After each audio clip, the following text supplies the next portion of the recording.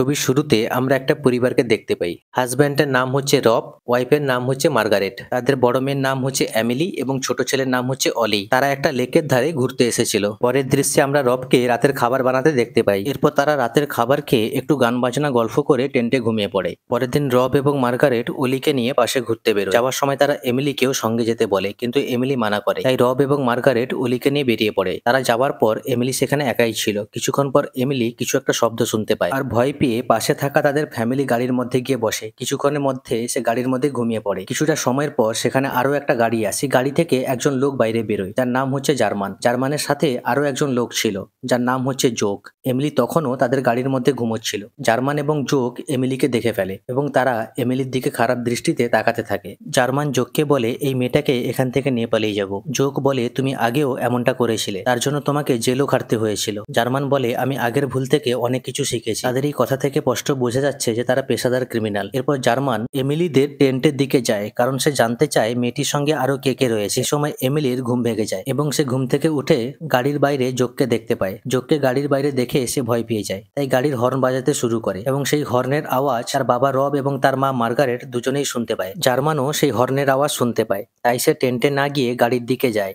এদিকে রবও বুঝতে পারে তাদের মেয়ে কোনো বিপদে আছে, তাই সে তার মেয়েকে দেখার জন্য আসে। জার্মান তাদের নিজেদের গাড়ির ভিতর থেকে একটা বন্দুক বের করে এমিলির দিকে তাক করে আর বলে গাড়ি থেকে বেরোতে। উপায় না পেয়ে এমিলি গাড়ি থেকে বেরিয়ে আসে। সেই সময় রব সেখানে দৌড়ে দৌড়ে আসে। জার্মান রবকে মেরে সেখানে বেহুশ করে দেয়। এরপরে জার্মান এবং জোক এমিলিকে নিয়ে সেখান থেকে চলে যাচ্ছিল। তখন মার্গারেটও সেখানে এসে পৌঁছায়। মার্গারেট অলিকে তাদের টেন্টের মধ্যে রেখে দৌড়ে এসে জোকের উপর ঝাঁপিয়ে পড়ে। তখন এমিলি সেখান থেকে দৌড়ে পালানোর চেষ্টা করে, কিন্তু জার্মান তার বন্দুকটা উপরের দিকে তুলে একটা ফায়ার করে। তখন এমিলি ভয়ে দাঁড়িয়ে পড়ে। এরপর জোক এবং জার্মান রব, মার্গারেট এবং এমিলিকে জঙ্গলের দিকে নিয়ে যায়। এরপরে তাদের তিনজনকে হাত পিছনের দিকে করে বেঁধে একটা জায়গায় বসিয়ে রাখে। এরপরে জোক এমিলির কাছ থেকে ফোন ছাড়িয়ে চেক করতে থাকে। চেক করতে করতে অলির ছবি দেখতে পায়। তখন জোক এবং জার্মান তাদেরকে ওই বাচ্চাটার সম্বন্ধে জিজ্ঞেস করে, কিন্তু তারা তিনজনে কিছুই বলে না। তখন জোক এবং জার্মান তাদের তিনজনকে টর্চার করা শুরু করে। জোক এবং জার্মান তাদের তিনজনকে আলাদা আলাদা গাছে বেঁধে ফেলে। তারা তিনজনের মাথার উপরে বিয়ারের ক্যান রেখে গুলি চালাতে থাকে।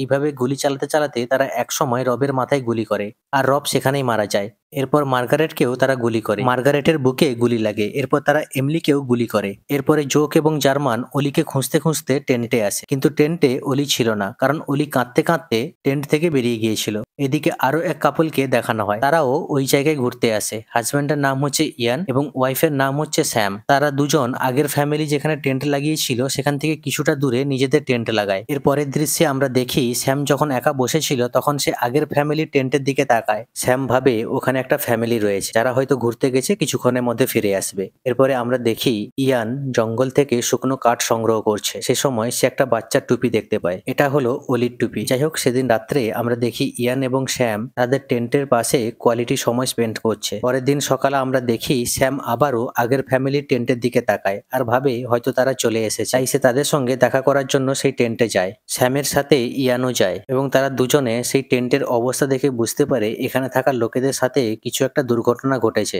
তাই তারা ডিসাইড করে ফরেস্ট রেঞ্জার অফিসে গিয়ে পুরো বিষয়টা জানাবে। এদিকে তাদের গাড়ির টায়ারটি পাংচার হয়ে গেছে। ইয়ান যখন গাড়ির টায়ার চেঞ্জ করছিল তখন সে স্যামের চিৎকার শুনতে পায়। ইয়ান দৌড়ে যায় আর গিয়ে দেখতে পায় মাটিতে একটা বাচ্চা পড়ে আছে আর এই বাচ্চাটি হলো অলি। ইয়ান চেক করে বাচ্চাটি বেঁচে আছে নাকি মারা গেছে। চেক করে বুঝতে পারে বাচ্চাটি এখনো জীবিত আছে। তারা অলিকে সঙ্গে নিয়ে সেখান থেকে যাওয়ার সিদ্ধান্ত নেয়। সেই সময় সেখানে জোক এসে পড়ে। স্যাম এবং ইয়ান জোককে অলির ব্যাপারে বলে এবং সাহায্য চায়। আসলে স্যাম এবং ইয়ান তো আর জানে না এই জোকই হচ্ছে আসল কালপ্রিট। যাই হোক, জোক তাদেরকে বলে সে এই বাচ্চাটির পেরেন্টসকে জঙ্গলের দিকে যেতে দেখেছে, তাই তাদের উচিত আগে এই বাচ্চাটির পেরেন্টসকে খুঁজে বের করা। এরপরে জোক ইয়ানকে নিয়ে জঙ্গলের দিকে যায়। স্যাম সেখানেই থাকে এবং গাড়ির মধ্যে বসে বাচ্চাটার খেয়াল রাখে। জোক ইয়ানকে ঠিক সেই জায়গায় নিয়ে আসে যেখানে সে আর জার্মান আগের ফ্যামিলি লোকেদেরকে মেরে দিয়েছিল, কিন্তু সেখানে এসে জোক দেখতে পায় মার্গারেট নেই। এটা দেখে সে চিন্তিত হয়ে পড়ে, কারণ মার্গারেট হয়তো জীবিত আছে আর এখান থেকে পালিয়ে গেছে। কিন্তু সেখানে রব এবং এমিলির মৃতদেহ পড়েছিল, যেটা দেখে ইয়ান ঘাবড়ে যায়। ইয়ান জোককে সেখান থেকে চলে যাবার কথা বলে।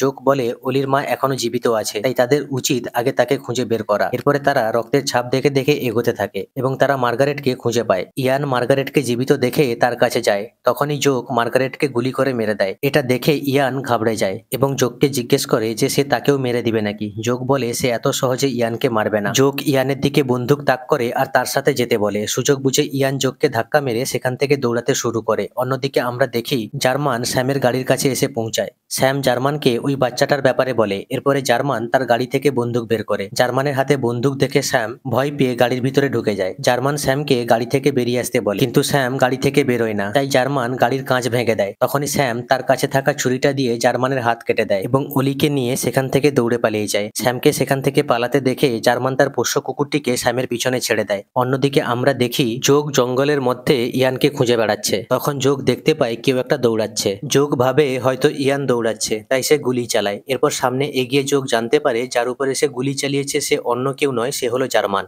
আসলে জার্মান স্যামকে খুঁজতে খুঁজতে জঙ্গলের মধ্যে এসেছিল। যাই হোক, গুলি লাগার কারণে জার্মান প্রচুর কষ্ট পাচ্ছিল।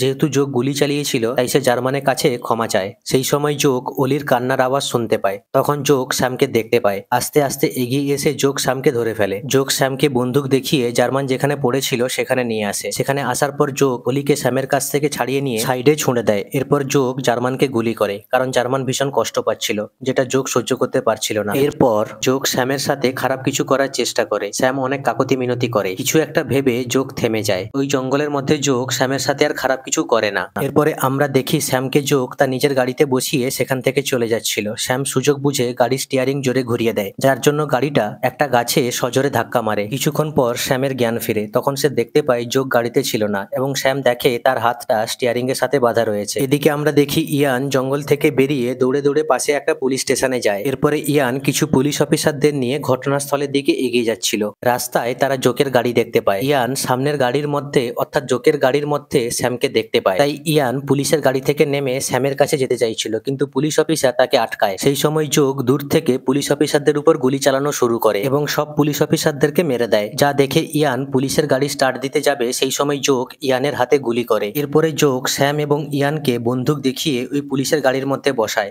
এবং স্যামকে বলে গাড়িটা চালাতে। আসলে যোগ চাইছিল সেখান থেকে পালিয়ে যেতে। এদিকে দেখানো হয় জার্মানের পোষ্য কুকুরটা জঙ্গলের মধ্যে ঘুরতে ঘুরতে ওই বাচ্চাটার কাছে অর্থাৎ অলির কাছে এসে পৌঁছায়। অলি তখনও জীবিত ছিল। জার্মানের পোষ্য কুকুরটা অলির পাশে বসে থাকে। এদিকে স্যাম খুব দ্রুত গতিতে গাড়িটা চালাতে থাকে এবং ইচ্ছা করে গাড়িটাকে পাল্টি খাওয়ায়। এর কিছুক্ষণ পর আমরা দেখতে পাই যোগ ভীষণই আহত অবস্থায় কোনো রকম করে গাড়ি থেকে বেরোয়, কিন্তু তার দাঁড়ানোর ক্ষমতা ছিল না। কিছুক্ষণ পর স্যামও আহত অবস্থায় গাড়ি থেকে বেরোয় এবং পাশে থাকা একটা বড় পাথর দিয়ে যোগের মাথায় সজোরে আঘাত করে। যোগ সঙ্গে সঙ্গে মারা যায়। পরের দৃশ্যে আমরা স্যাম এবং ইয়ানকে একটা হসপিটালের মধ্যে দেখতে পাই। জ্ঞান ফেরার পর স্যাম হসপিটালের আরেকটা রুমে তার হাজব্যান্ড ইয়ানের কাছে যায়।